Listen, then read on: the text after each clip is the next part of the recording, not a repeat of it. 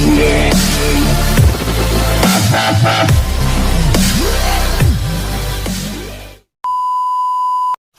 job.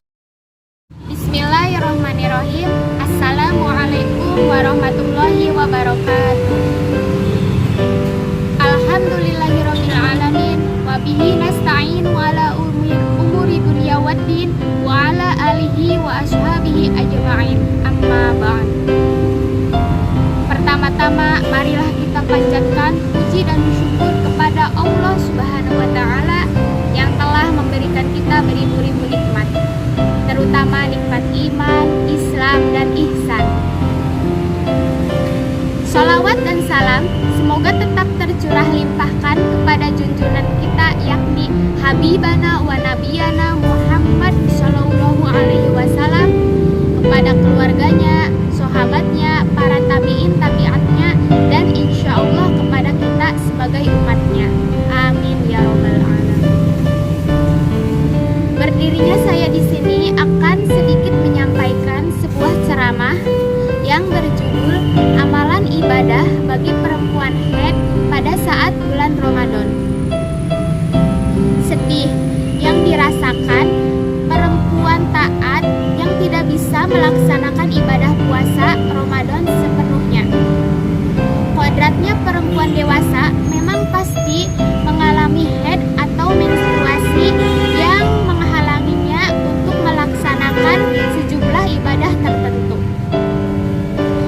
Puasa bahkan secara otomatis batal jika perempuan mengeluarkan darah haid, meskipun si perempuan sudah menahan lapar seharian hingga waktu maghrib tiba. Dan batalnya tersebut harus diganti atau dikodoknya. Dalam kitab takrib ada 8 ibadah yang dilarang bagi perempuan yang mengalami haid atau menstruasi. Yang pertama yaitu sholat, yang kedua membaca Al-Quran, yang ketiga membawa mushaf, yang keempat menyentuh mushaf, yang kelima masuk ke dalam masjid, yang keenam tawaf, yang ketujuh jima, yang kedelapan yaitu bersenang-senang di sekitar kemaluan. Para ulama berbeda pendapat atas larangan tersebut yang banyak dianut oleh umat madhab Syafi'i ini. Misalnya madhab Maliki secara mutlak membolehkan membaca Al-Quran, dan menurut madhab Hambali membolehkan itikaf di dalam masjid. Bulan suci Ramadan merupakan momen melipat gandakan kebaikan. Namun bagi perempuan haid atau nifas mempunyai batasan untuk melakukan ibadah-ibadah tersebut. Namun ia juga bisa melaksanakan ibadah-ibadah lain yang jumlahnya lebih banyak dan anjurannya jelas dalam dalil-dalil yang bersifat umum. Ibadah-ibadah tersebut diantaranya yang pertama yaitu mencari ilmu. Mencari ilmu merupakan ibadah yang paling bagus bagi perempuan yang sedang mengalami haid atau nifas.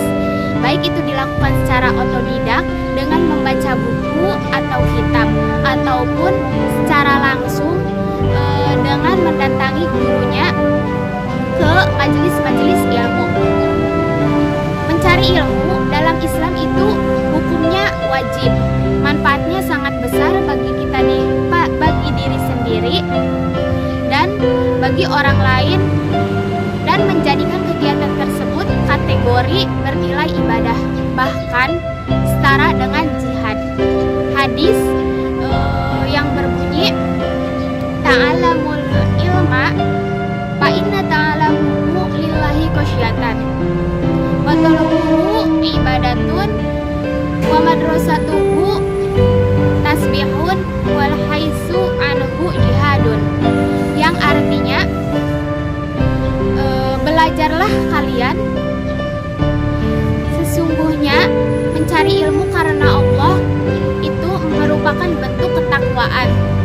Mencari ilmu adalah ibadah, menelaahnya adalah tasbih, mengkajinya adalah jihad.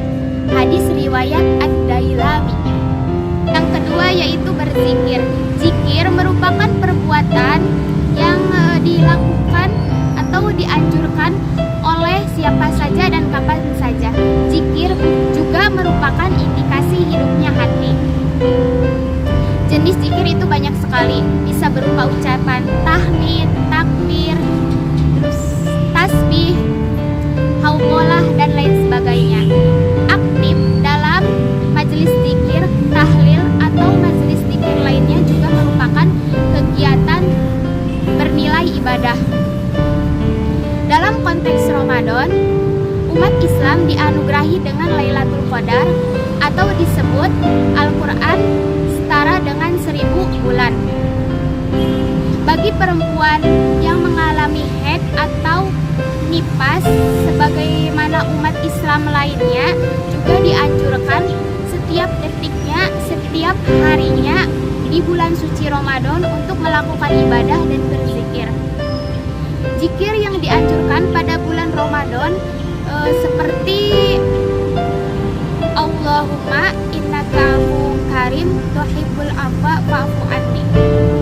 Yang ketiga yaitu berdoa. Berdoa merupakan ibadah yang sangat mudah dilakukan bagi perempuan yang sedang mengalami haid atau nifas. Doa juga mengandung ikhtiar untuk mendekatkan diri kepada Allah Subhanahu wa taala.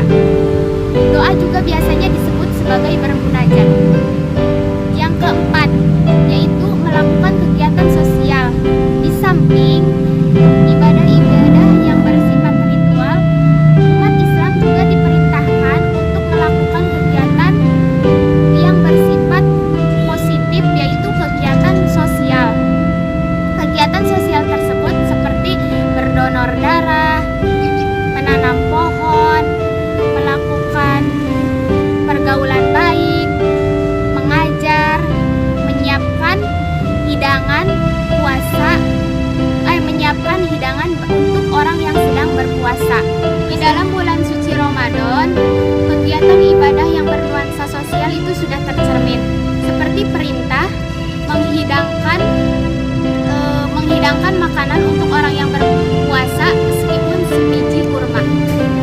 Nah, artinya aktivitas yang dilakukan oleh perempuan yang sedang mengalami haid atau nifas yang menghidangkan makanan untuk berbuka puasa keluarganya itu juga bernilai ibadah. Nah, selain 4 contoh ibadah yang bisa dilakukan perempuan yang haid atau nifas, masih banyak lagi.